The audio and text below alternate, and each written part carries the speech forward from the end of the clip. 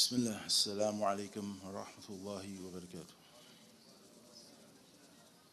إن الحمد لله نحمده ونستعينه ونستغفره ونعوذ بالله من شرور أنفسنا ومن سيئات أعمالنا من يهده الله فلا مضل له ومن يضلل فلا هادي له وأشهد أن لا إله إلا الله وحده لا شريك له وأشهد أن محمدا عبده ورسوله. Inshallah ta'ala, we're going to read something brief from Sheikh Abdul Razak al-Badr. May Allah ta'ala preserve him. We all know the Sheikh. He's the Sheikh, the son of our Sheikh Abdul Muhsin al-Badr. May Allah ta'ala preserve all of our ulama. And he mentions, and this is from the same text, Adab al-Buyutillah, the manners of the houses of Allah subhanahu wa ta'ala. And so what we're going to mention tonight, inshallah ta'ala, is briefly how a person should prepare himself to go to the masjid, and then some of the harms that we find inside of the masjid, some of the ways that people harm the masjid. So the Shaykh, he begins by saying, after praising Allah subhanahu wa ta'ala and saying the salat and the salam upon the Messenger of Allah sallallahu alayhi wa sallam, he says, O noble brothers, it is prescribed that the person who wants to go to the masjid, that he prepare himself in his home before he leaves the masjid. And there are a number of ways that he can prepare himself. Naam. He says, and the first thing that the person has to prepare himself with is to purify his intention, that he intends by going to the masjid, that he is seeking the face of Allah subhanahu wa ta'ala. He says, and the person will continue to struggle and wrestle with his intention until he dies. It's a lifetime fight that you're going to have to struggle with your intention to make sure that your intention is pure. And he said, and some of the Salaf, they would say, I have not dealt with or tried to treat anything ashad, more severe upon me than my intention. And he said, so, because Allah Ta'ala says, وَأَنَّ الْمَسَاجِدَ لِلَّهِ فَلَا تَدْعُوا مَعَ اللَّهِ أَحَدًا. And verily the masajid belong to Allah. So do not call upon with Allah anyone. He says, so therefore the person has to purify their intention that when they are leaving the house, they are going for the worship of Allah Ta'ala and to get close to Allah Ta'ala and to seek His pleasure and to seek His mercy. Naam. He said, and everyone who goes to the masjid is not going for the sake of Allah subhanahu wa ta'ala. And he said, and it has been authenticated in Abi Dawood, that the Messenger of Allah, he sallallahu alayhi wa sallam, he said, Man atal masjid li shay'in fahu hadduh. He said, whoever goes to the masjid for something, then that is his portion. Meaning that whatever you go to the masjid for, then that is the portion that you're going to receive. He says, so some of the people may go to the masjid to be seen, wa'iyadu billah. Some of the people may go to be heard of. Some of the people may go to be known or famous. He said, so it is incumbent upon the person. Naam. He said, and some people go seeking the dunya. He said, so whoever goes for a thing, then that is what he shall receive. He said, so one of the first things that a person should do before he goes to the masjid is make al-wudu inside the home. The person should purify himself inside the home. As comes in the narration, من تطهر في بيته ثم مشى إلى البيت من بيوت الله ليقضي فريضة من فرائض. He said, whoever purifies himself in his home, and then he walks to a house from the houses of Allah to fulfill an obligation from the obligations of Allah, then with every step that he takes, one foot is going to have him forgiven for sins, and the other footstep that he makes is going to raise him in levels. Once a person reaches the Masjid, he mentioned something very important. And the purpose of these type of gatherings, is to benefit and learn something that we can actually implement in our lives. So the Sheikh is going to mention something here, and I like for myself and all my brothers and sisters to do our best to implement this from now on until we meet our Lord, Allah subhanahu wa ta'ala.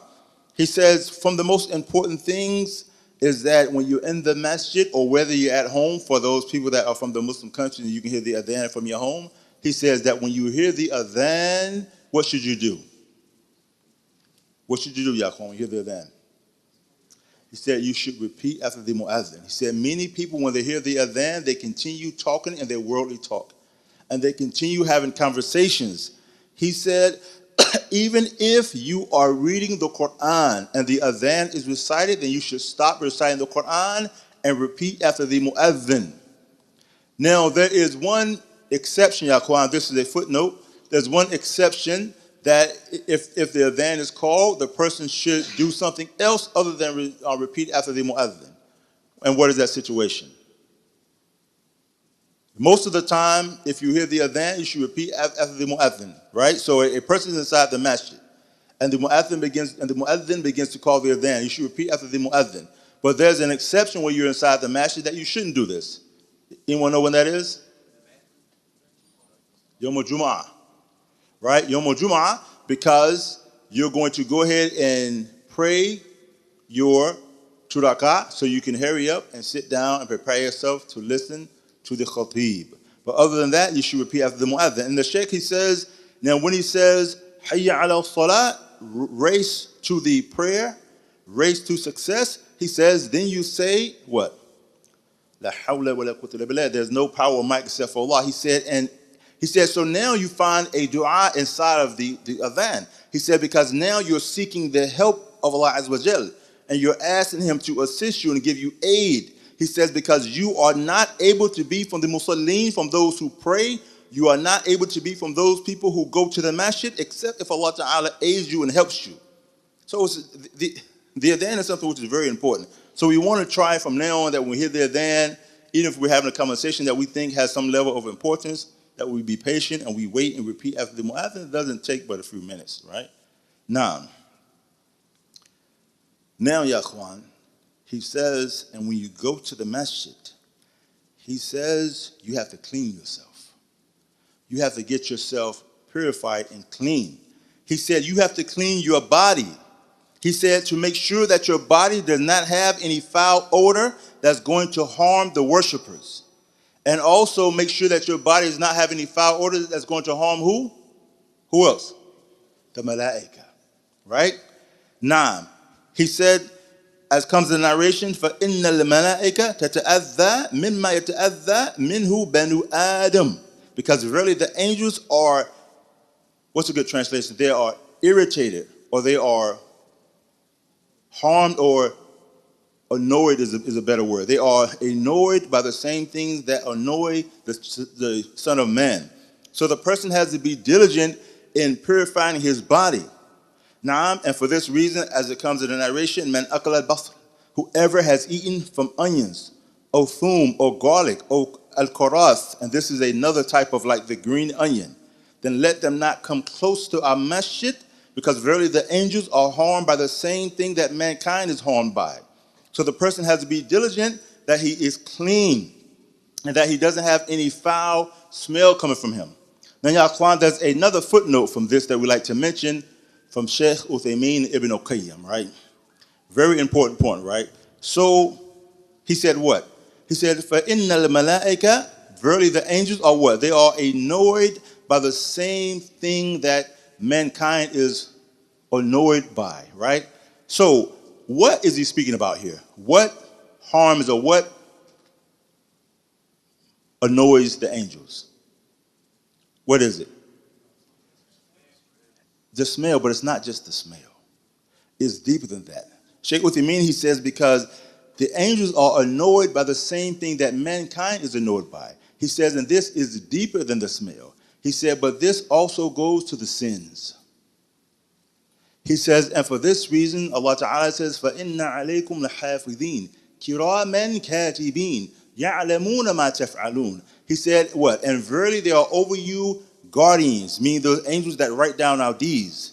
And they are noble scribes. Sheikh Uthaymeen says Allah Ta'ala is telling you that these angels are noble, and this is a command to honor them.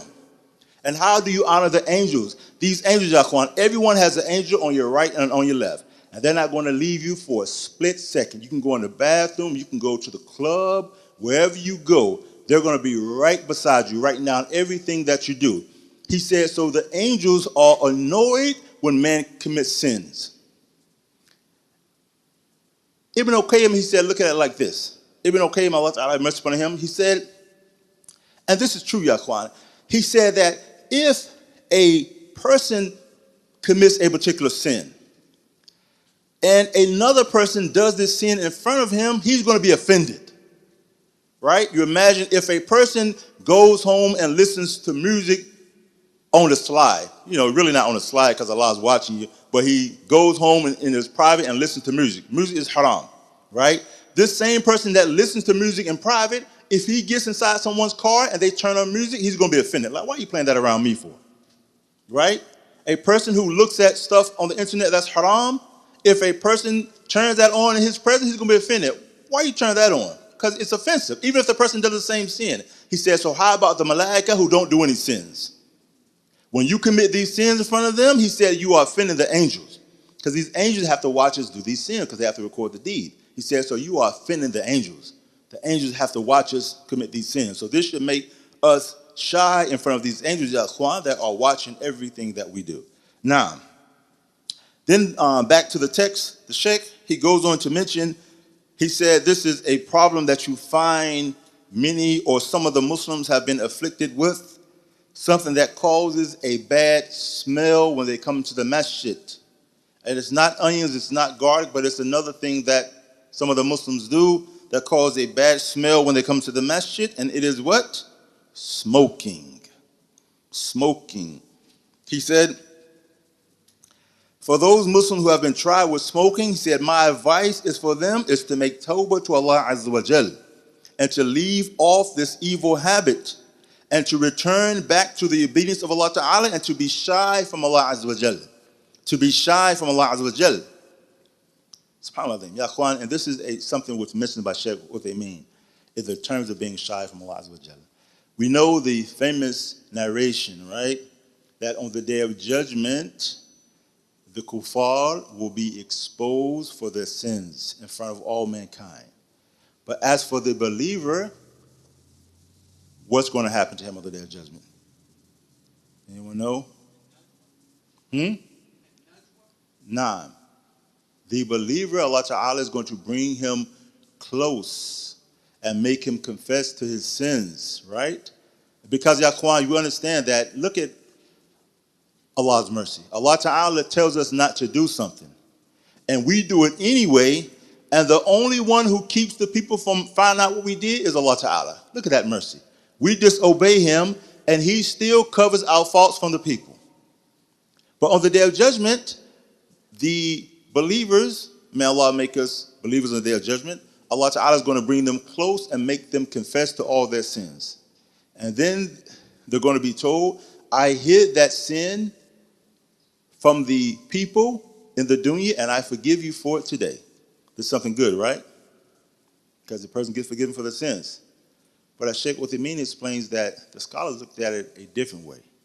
It means that even if you get forgiven for your sins, you have to confess to everything that you ever did. Can you imagine, Ya Akhwan? If you had to stand in front of your wife, in front of your husband, in front of your grandmother, and confess to every sin you ever did, even if they were going to let you off the hook, the embarrassment of confessing to everything that you ever did. So this should make the person shy from Allah Ta'ala, that you don't want to do anything that you're not willing to stand in front of your Lord and say, yes, I was looking at that. I was listening to that. I was smoking this.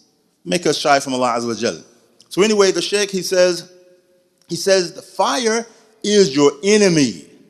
He says, as comes in hadith, Inna hadhihi nar innama hiya adu lakum. Verily, this fire is only your enemy. This hadith is in Sahih Muslim. He said, so fire is your enemy. He said, so how can a person take their enemy, put it right in front of their face and inhale it, and take all that enemy smoke inside your system, and then blow it out into the air for your brothers?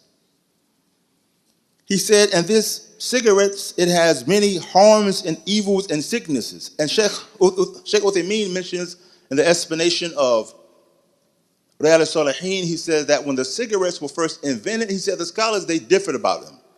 Were cigarettes haram, were they halal, were they makruh? He said, but it was a short time, and the doctors came out and said cigarettes kill you, فَلَا تَقْتُلُوا أَنفُسَكُمْ. So don't kill yourselves. So now they said cigarettes are haram. Once they ascertain that cigarettes cause harm, they said cigarettes are haram. Now, what's another harm of cigarettes, Shaqwan? In addition to them killing people, in addition to secondhand smoke, what's another harm of cigarettes, Shaqwan? Wasting your money, Yaqwan. Sheikh Abdul Razak, and he mentioned that the narration that the feet of the slave, Yom al-Qiyamah, they will not move, hatta yas'al an arba', until they ask about four things, and malihi, and concerning his wealth, where he earned it, and how he spent it. Sheikh Abdul Razak, he said, it was a man in Saudi Arabia, and he began smoking around 15. He said, and when he finally decided to stop smoking, what helped him stop smoking is that he looked at how much money he had spent. He said, and he had spent over $18,000 on cigarettes. $18,000, Yakhwan. You can make Hajj a couple times with that. $18,000 on cigarettes. And the Sheikh, Abdul Razak, this is not my words, and the Sheikh, he said, and the cigarette companies are made by the Yahud. He said, so you poison yourself and gave your money to the Yahud. Now, he said, another evil that you find is for the people that smoke during the month of Ramadan. He said, because it's people who smoke during the month of Ramadan, when they break their fast, they're not breaking their fast with the wet dates. They're not breaking the fast with the dry dates. They're not breaking the fast with water. They break their fast on a Newport. Right? He said, so you find that when the people break their fast with a cigarette, but they have to go back in the Masjid for Salatul Maghrib, where do they put the cigarette butts at? They put them right in front of the Masjid. He said, so you find cigarette butts all in front of the Masjid. Now, he said, and then they go back inside of the Masjid and they smell like smoke. And they make the Masjid have a foul odor. He said, in addition to that, when the person who smokes the cigarettes, and we're speaking about the harms that people bring to the Masjid, right? He said the person is doing another evil. He said, and this is based upon the narration of Ali ibn Abi Talib, radiyallahu anhu, he said, Inna afwahakum turukun lil Quran, fatayyibuha bis-sawak. He said, verily your mouths are the gateways for the Quran, so purify your mouths with the miswak. He said, so the person that smokes, he said, you find many of the people, they smoke and they go right from smoking to the salat. And they don't even have the dignity to brush their teeth. He said, so you are reciting the Quran with cigarette breath. He said, you're reciting the Quran with cigarette breath. He said, the Quran is the best speech of Allah Ta'ala. And the Al-Fatiha is the greatest surah in the Quran. So how can you feel good? How can you feel good about reciting this tremendous speech with a mouth sullied with cigarette smoke? He said, and if we knew the significance and the importance of the Quran and Surah Al-Fatiha, he said, then we would never recite the Quran with cigarette breath. He said, but it is due to the weak significance that we give the Al-Fatiha and the Quran that a person will come with his mouth reeking of the odor of cigarettes and he will begin to recite the Quran. Right? He said, so the sound of the Quran leaves his mouth right beside the smell of cigarettes. Now, in addition to this, Shaqwan, about how the people should come to the Masjid, is the way that the men are dressed. We find some of the people, some of the brothers, hadani Allah wa iyahum wa iyakum, and they come to the Masjid and they're not dressed properly, right? He said, so, and this is a benefit, an additional benefit for Sheikh bin Baz, may Allah have mercy upon him. He said that which is the minimum dress, he said that, or it is sufficient if a person wears a qamis, so like a long shirt, and they wear an izar or a waist wrap. He said that this is sufficient. He said if the awrah is covered. He said so a person should cover their awrah, which is from the knee to the navel for the men. He said, and likewise you should cover your shoulders when you pray. And this is based upon the hadith, let not one of you, لا يصلي أحدكم في ثوب واحد. Let none of you pray in one garment, that there is not a covering over his shoulders. This hadith is in Sahih Bukhari. So he said the man should pray with a waist wrap and something over his shoulders. Now, he said, now if the man prays in baggy pants right? The sirawil, the baggy pants, and this is also something which is okay. But of course, the man should not pray in tight pants, nor should you pray in pants that when you make sujood, your backside becomes visible for those people that are behind you, right? This is also something which you find a lot. In the South, they call them plumber pants. You know, the person bends over and his backside is visible, and he's in the masjid, ya akhwan. This is something which is not befitting, all right? Now, he said, now it's more beautified if the person wears a long shirt like a thobe or a kameez, and if he has a head garment on, this is also better, but it's not obligatory. And he takes this from the ayat, Ya bani Adam, khudu zinatakum inda kulli masjid. O son of Adam, take your adornments at every masjid, meaning at every prayer. Now, Sheikh Abdul Muhsin, ya akhwan, and of course he's from the Kibar scholars of Al-Medina, may Allah Ta'ala preserve our Sheikh and his family. He mentions some of the things that some of the people do. He says that they come to the prayer wearing pajamas. They come to the prayers wearing pajamas.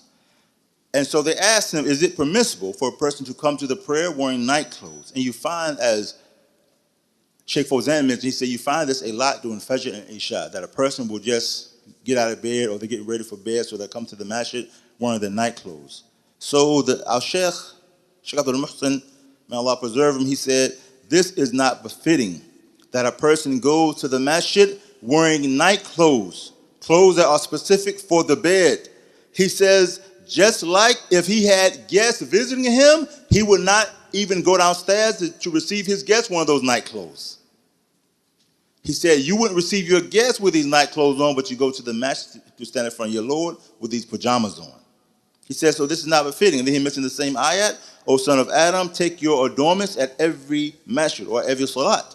He says, so that which is befitting is that the person wears like normal clothes, clothes that are not intended for the bed. And he says again, if you wouldn't even receive the guests in your home with this, then don't go out to the house of Allah Ta'ala to pray like this.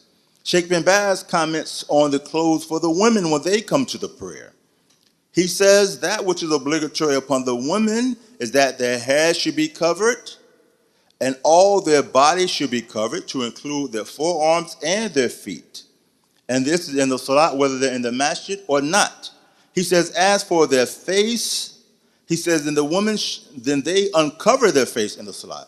In the salat, the woman's face is not covered unless she is around men who are not closely related. We're meaning closely related, ya akhwan. If she can marry that man like her cousin, then he's not a relative, right? But we're speaking about close men that she can never marry. If she's around them, she uncovers her face. But if she's around men who don't have that close relationship with her, then she covers her face. Now,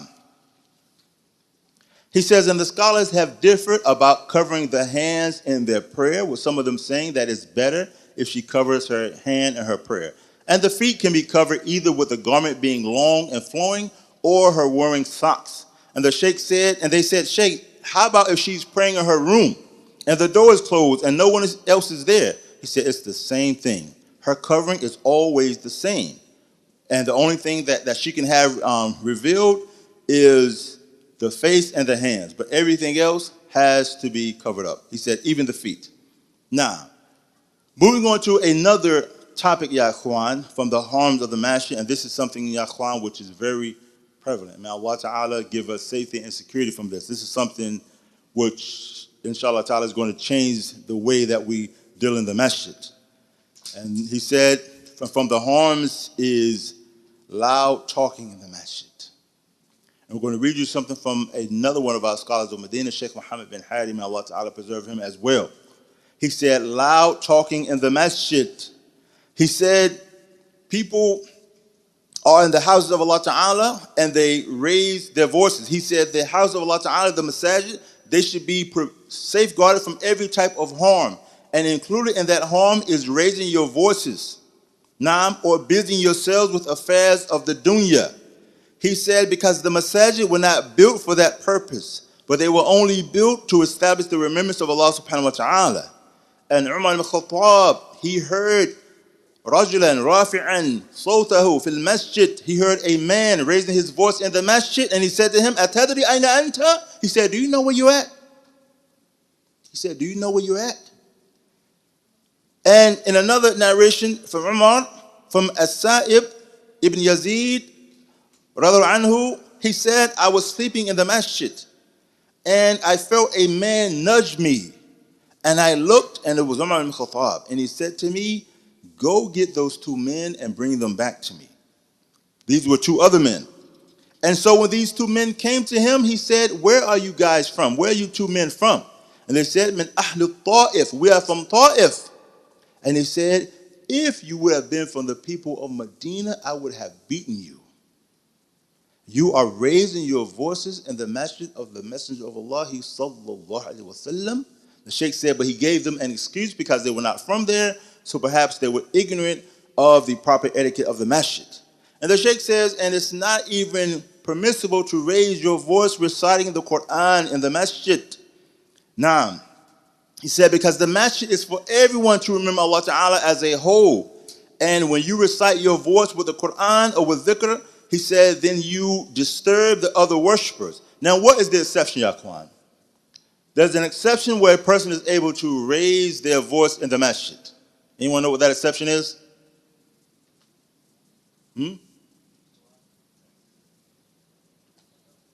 Now, the khatib, or the person who is given a lesson, the Sheikh says, because this person, him raising his voice, is going to be a benefit for the whole. Like when the Messenger of Allah used to give the sermon and the reminders, his raising voice was a benefit for the whole. But if a person is only raising their voice and benefiting themselves, says not permissible. Sheikh Muhammad bin Hadi Akhwan, he mentioned something very important about this issue. Another harm in the masjid, right? So the previous harm was what? Raising the voices.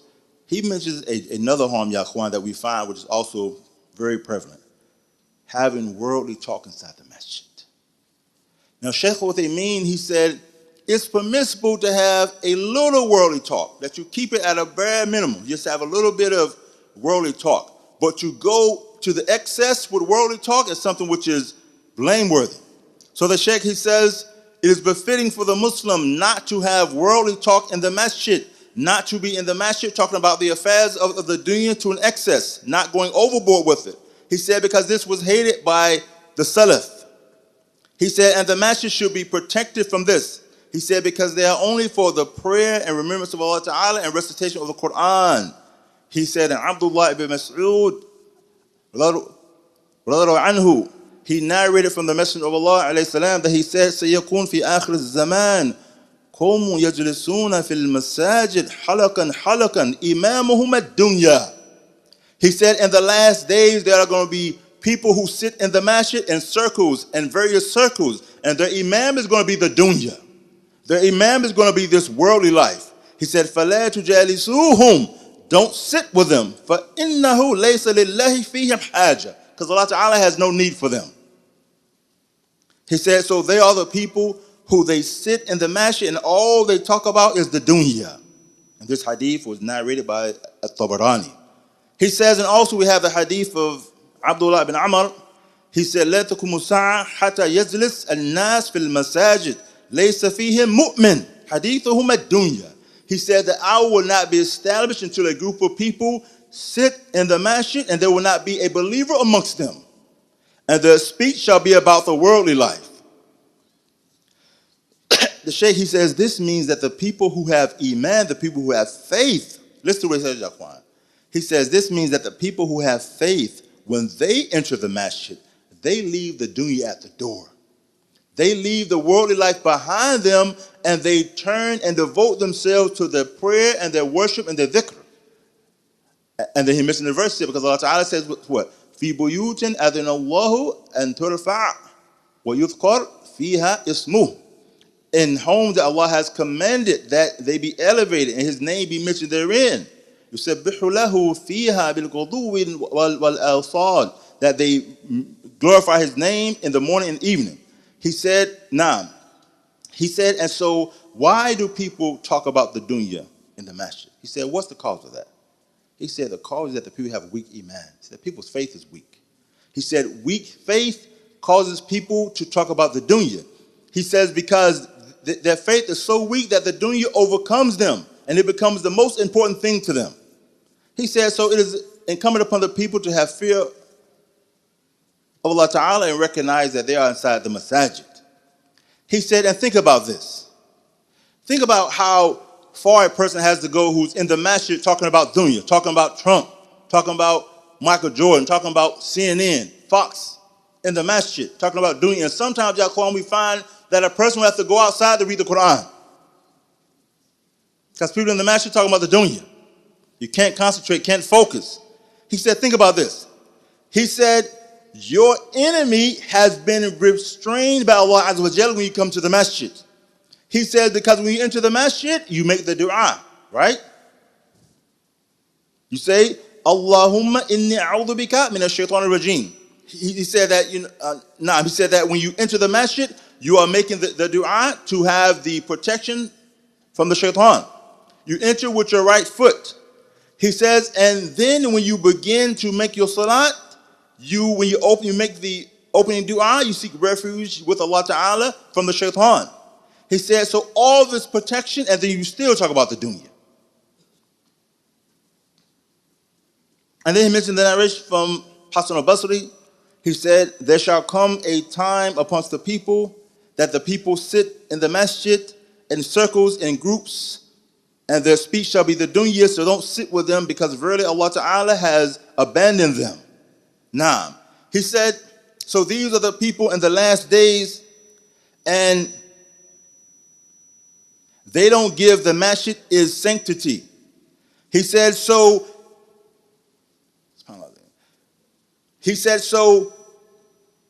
instead, he said, these people don't recognize the right that the masjid has for the Quran and dhikr and salat. He said, but they flipped it. He said, the person is meant to come to the masjid and leave the dunya, but they came to the masjid and brought the dunya. He said, so they flipped the whole thing around. So we mentioned what? Raising the voice in the masjid, and this can be with anything, even things that are good.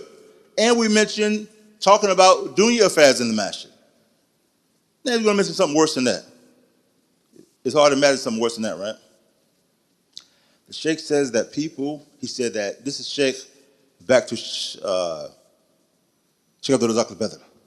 He said, now you find that people have brought music to the masjid. Said people have brought music to the masjid. Now, Juan, how do you think that people bring music to the masjid? Cell phones. Alhamdulillah, we get a chance to mention this, and nobody's phone has went off because that'd be kind of awkward. You hate to have to mention that after it's already happened, but it's in the notes, so I would have had to mention it anyway. But alhamdulillah, that hasn't happened, so people have time to put the phone on silent or take the ringtones off if you have that ringtone before we mention this, and then we're in the prayer, and it gets kind of awkward here. But the Sheikh, he says, is almost, and this is Sheikh Abdul Razak, Yaqwan, and where does he live at? He lives in al-Madinah, Yaqwan. He says there's almost no ruku', almost no sujood, except that you hear music. He said it has become to this level in the Islamic nation. He said that music is heard in the house of Allah Ta'ala. He said, where is the sanctity of the masajid? Where is the status of the masajid in the hearts of the people? He said, where are the rights of your brothers? See, your brother is in sujood. Your brother is making dua, and then he hears a song pop up. He says, and everyone has the ability to put their phone on silent before they enter the masjid. And everyone has the ability to turn their phone off before they enter the masjid. Naam, he says, but many of the people have reached the point that they don't care. They don't care about the sanctity of the masjid nor the rights of their brothers. He says, so you hear music while you're in sujood, while you're in ruku', while people are making dua, while people are making tasbih, they hear music. Naam, he says, and not only do they hear music, he says, but it's loud. People have the ringtones loud. Yaqwan, and really, Yaqwan, a person that has a musical ringtone on the phone, you have to listen to music all the time. Every time someone calls you, you want to hear a song. That's kind of strange, right? Every time someone, you love this song so much, you got to hear it. Every time someone calls you. This is a problem, Yaqwan. And the people don't have the dignity to turn it off when they come to the masjid. Now, he said, so the worshipers in the masjid, they have a right over you. He says, and it is, he said, if it's not permissible to enter the masjid and raise your voice with the Quran and disturb your brother, Naam, he said, if you cannot raise your voice with the Quran, then how can you disturb him with music?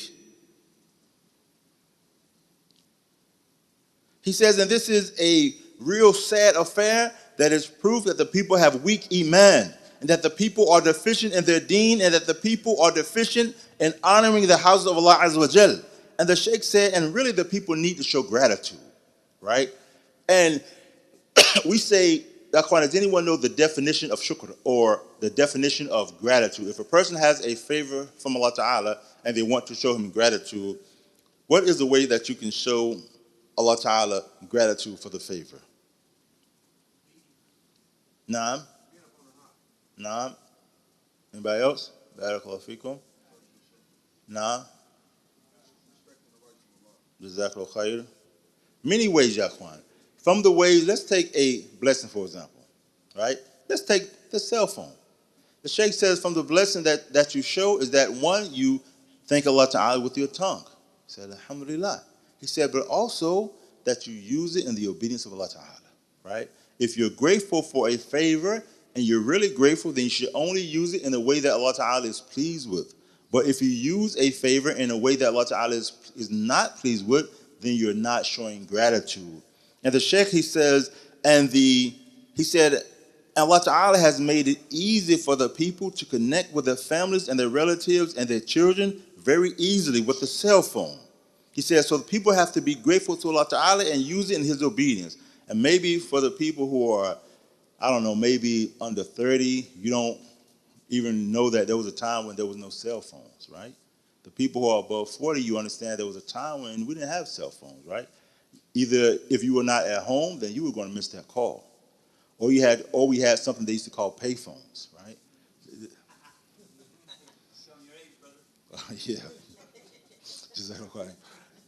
For some of the young people, it was a little box on the side of the street, and they had a phone inside there, and you had to have like a dime, and you put the dime in there, and then you can make a call, right? Nah. And then it went up to a quarter, right? So, but then the situation got easier. Now, when we used to live in Yemen, you used to have to go down to the Masjid, like the farm area, and they had what we used to have in the military, like a little crank phone. And you would have to wait in a long line to use the phone, and then they have to crank the phone, and the phone sound like a walkie-talkie. You call your mother, she speak, you wait. You know, it was just like very troublesome, you know? And back in the day, to get around that, we used to do something called writing letters. We used to write letters, right? We used to get a pen, paper, and stamp. We used to actually write letters to people. It's a lot more personal. Now they have emails. So all these things, Allah Ta'ala has made things easy for the people, but we have to show our gratitude by using them for the favor of Allah Ta'ala. Like, we're way across the country, Yaquan. We can call back to our wives, our children, to make sure everything's okay. Back in the day, there was no cell phone, Yaquan. This is something which is hard to imagine, but this is a ni'mah, Yaquan. You know, the older brothers can tell you something about that. It's a ni'mah. Now, so, and the Sheikh says, and also, why do you need a musical ringtone? There are many ringtones that you can have, again, back in the day, the phone was just a regular phone ring. And we didn't know about ringtones. It was just like a regular ring. You know, he said, so you don't have to have a musical ringtone. He says, and lastly, and this is another thing, Yaquan, if you're making salat, right, and your phone begins to ring, and you forgot, because we all human, we make mistakes, and you forgot to put your phone on silent, what do you do? And you're praying, and your phone begins to ring. What should you do? Cut it off. You can reach down, and you can cut your phone off, Yaquan. This is something mentioned by Sheikh Fawzan. You don't just let your phone keep on ringing. This is another reason why we tell brothers, don't put your phone on the shelf away from where you're at. The phone starts to ring, and you can't get to the phone. And lastly, Yaquan, Sheikh Abdul Razak al-Badr, he says, you don't need to have your phone with you every time you come to the masjid. He says, because sometimes a person will be doing a great deal of good in the house of Allah Ta'ala, and his heart will be at ease, and his soul will be at rest, and he will be doing a lot of benefit. but he has his hatchet or his jawal with him, his cell phone, his phone with him, and someone will call him for a affair of the dunya and he'll leave the masjid. It's not really even something that important. He'll be reading the Quran, doing some study, and someone will call him, he'll leave the masjid, hey, you got to check this out. And he'll miss out on all that good, and he goes out for something that he could have did later on. Something that was not even that beneficial. So the person will miss out on a great deal of good. Now, inshallah ta'ala, we're going to stop right here. I'm going to mention another benefit that has absolutely nothing to do with this class, but just a real nice benefit that you can use in your life. That we like to mention this because it's something very practical that you can really use in your life, something mentioned by one of the great scholars of our time, Sheikh Muhammad Salih ibn Uthaymeen. Very beneficial, ya ikhwan. He mentions, because it's something that we're going to experience all the time, right? People going through hardships and trials and calamities and how to deal with that. And the Sheikh mentions, and this is also in Riyadh al-Salihin, priceless books, ya ikhwan. As I mentioned to the brothers in D.C., if you can almost read Arabic, you need to get your hands on that book. Priceless book. He mentioned about when you're going through a calamity, if you know how to deal with a calamity, you can receive 3 rewards for that one calamity, right? Now, if a person is going through a hardship, right, anything, right, and the person is patient with that hardship.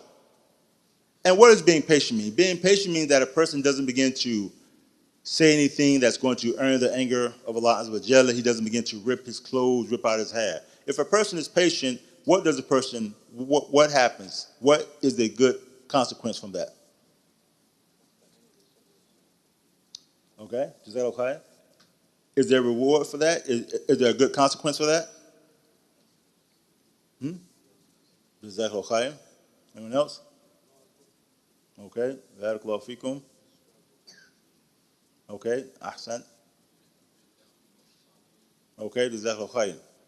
Shaykh Uthaymeen says that if you go through a trial and you're patient, meaning that you don't act out and you don't say anything that could earn the anger of your Lord, he says then you get forgiven for your sins by being patient. Do you get rewarded also? No. He says unless you seek the reward. And what's the proof? Man sama Ramadan imanan wa ihtisaba ghufira lahu ma taqaddama min dhanbi. Whoever fasts the month of Ramadan, having iman and seeking the reward, shall be forgiven for his previous sins. So Shaykh Uthaymeen says you have to seek the reward to receive the reward. So just being patient doesn't mean that you're seeking the reward. He says so a person has to be patient and seek Allah's reward to receive the reward, right? So that's 2 things. A person is patient and they seek by way of their patience Allah's reward. He said, but there's a 3rd thing. He says that the person waits for the relief from Allah Ta'ala. He says, because if you anticipate that he's going to give you relief, this is husnul dhan billah. This is have a good thought about Allah Ta'ala, and you get rewarded for that also. So you can get all 3 rewards in one. And how many times, Jaquan, do people blow that? A person stumps their toe and they curse. You should have just been patient, because you get reward for stumping your toe, and it's going to stop hurting in a few seconds. But people just blow those rewards up by not being patient. Now, so I just wanted to mention that. So inshallah ta'ala, we can be from the people that receive the reward, those 3 rewards in one. Inshallah ta'ala, we'll stop right here. Alhamdulillah.